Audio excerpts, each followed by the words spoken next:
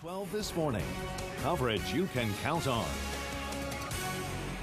All right, welcome back. Let's talk business, shall we? You know, Friday, a little dip in the market. The Dow, though, still hovering above 10,000.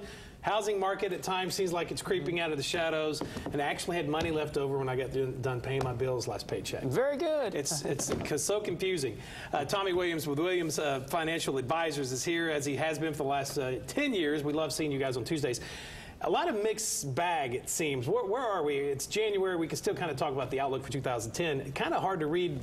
Things going up or things going down right now still? Well, there's a lot of uncertainty still out there, and you know, if you want to look at the outlook for 2010, there's I think a credible consensus that the first half of 2010 it will be more like the second half of 2009, just a continuation. Second half of 2010, there may be a bit of a slowdown. The interesting thing, though, is the American investor, the individual, that's us, remains very, very skeptical.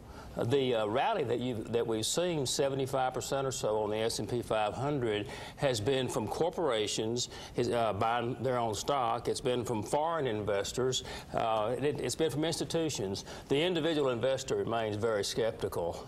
It sounds like, though, are we just setting ourselves up for another collapse then, if this seems like kind of some false numbers that we're reading right now? I think that's possible. I don't look for a big collapse like we had at the end of 2008 or beginning of 2009, but I do think that you got to have a sell discipline now. Buy, hold, and hope is dead. And if you don't have a sell discipline to protect yourselves when you have some gains, then you're going to be doomed to repeat the failure of the past where you lost 10 years of your gains at the end of 2008. So we're not out of the woods yet, but things look pretty good in the first half of this year, and I think that having some type of investment process where you have a way of advancing and protecting, saving your gains. If you don't do that, I think you're going to be very disappointed in the past. But things look pretty good and should for the next several months. Many of you may have also recognized Tommy does a lot of stuff with Fox Business Channel as well as CNBC. You get called on a lot. Just a few days ago, you were on CNBC. Kind of talk a little bit about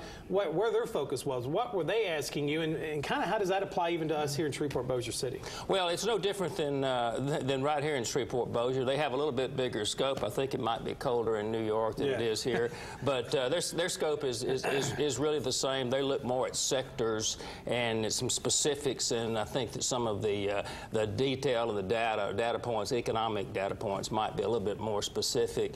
But we're very, very fortunate here in Shreveport. Our unemployment numbers are not as high. The housing problem here is not as big as it has been around the country. We don't realize it in Shreveport how much we have going for us. We are very, very fortunate to have a strong, diversified economy like we have, and we don't always appreciate it, those of us that live here, but we really should. A lot of folks, just a couple of seconds here, I guess 401ks, they've been a little hesitant to get into that kind of thing. Is it now, especially if the employers are starting to match it again, is now the time to get back in it? Always the time. 401k, your dollar cost averaging, you always need to participate and max out on a 401k. And you know, if you're older, you might want to be more conservative. If you're younger, be more aggressive, that sort of thing. Right. But always take advantage of that opportunity. All right, you heard it from the man himself. Tommy Williams, good to see you, sir. Thank you for coming in.